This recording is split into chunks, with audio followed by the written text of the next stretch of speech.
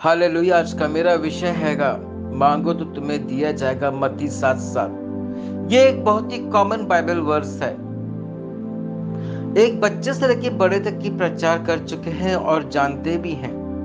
एक ब्रदर से लेकर के पोप तक की इस वचन के ऊपर कई हजार सालों से प्रचार करते चले जा गए हैं। हालेलुया।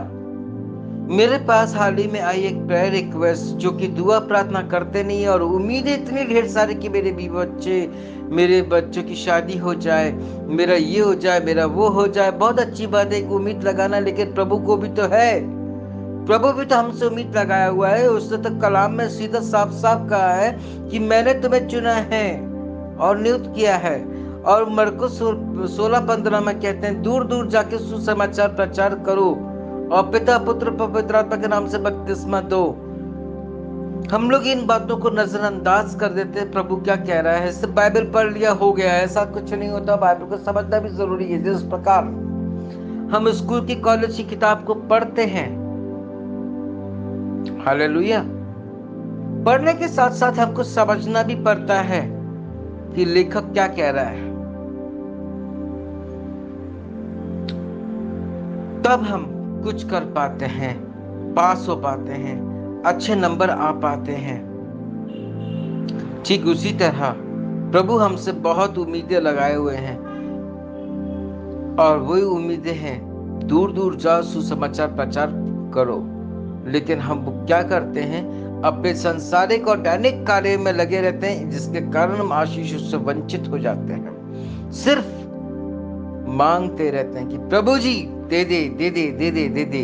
हमारे मुंह में हमारा मन गंदा है, हमारा मुंह में मांगने के सिवा कुछ है ही नहीं। जिस प्रकार एक बच्चा छोटे से बोलता है अपने पिता से कि पापा टॉय दे दो, खिलौने दे दो, हमको चॉकलेट दे दो, पापा हमको ये कपड़ा चाहिए, हमको यहाँ घूमना है। ठीक उसी प्रकार हम प्रभु से इतनी उम्मीदें लगा रखे हैं, ये नहीं जानते कि हमारा संसारिक माता पिता हमसे कितनी उम्मीदें लगाए हुए हैं।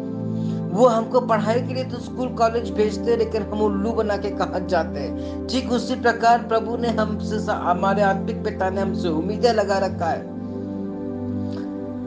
हम दुआ प्रार्थना करने के लिए बैठते हैं, लेकिन हमारे सोच विचार कहाँ चले जाते हैं। जो शैतान लेके जहाँ लेकर जाता वहां हम पहुंच जाते हैं और हम संसारिकता में इतने इंडल्ज हो जाते हैं, इन्वॉल्व हो जाते हैं, जिसका बयान करना चाहो नहीं कर सकते हैं मेरे प्रियो। और जिसके कारण हम अपनी मुंह की खाते हैं। जब गिर जाते हैं तब समझ में आता है, और जब गिर जाते हैं तो दो टाइप के बिलीवर्स हो जाते हैं। यदि वो सिर्फ जुबान पे प्रभु प्रभु है, तो वो शख्स, आई रिपीट, वो शख्स घुटनों के बल नहीं वरन वो सिर के बल गिरता है। और जो सिर के बल गिरता है वो दो जगह जाता है, या तो अस्पताल या तो ऊपर। और मसीह और धर्मी जन अगर गिरता है वचन के अनुसार, तो वो घुटनों के बल गिरता है। जब वो घुटनों के बल गिरता है, एकदम रिपेंट हो जाता है और डिपेंड हो जाता है प्रभु पर, और सिर झुक जाते हैं और हाथ जुट जाते हैं और आंखों से आंसू निकल करके प्रभु से दुहाई मांगता है। और प्रभु उसकी दुहाई को सुन करके हमें आशीष परिपूर्ण और अपनी महिमा के लिए इस्तेमाल करता है। हम में से ऐसे बहुत सारे लोग हैं कि बहुत सारे लोग पासवान भी हैं, कई बिलीवर्स भी हैं।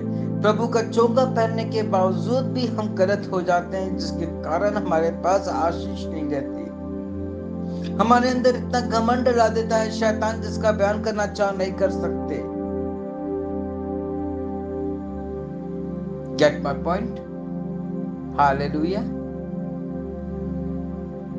प्रभु में हम खड़े नहीं रह पाते, समय समय पर दुआ प्रार्थना आराधना नहीं कर पाते। चलते फिरते हम बस एक ही काम करते हैं, बस हमको यहाँ जाना है। चलते फिरते भी हम दुआ प्रार्थना कर सकते हैं, टॉयलेट पे बैठ के कर सकते हैं। लेकिन नहीं, एक राम बाबू थे जो कि किसी जमाने में बहुत छोटे थे और उनका एक क्रिश्चियन फ्रेंड था। ये लोग 20 किलोमीटर साइकिल से, 10 किलोमीटर साइकिल से गवर्नमेंट स्कूल जाया करते थे।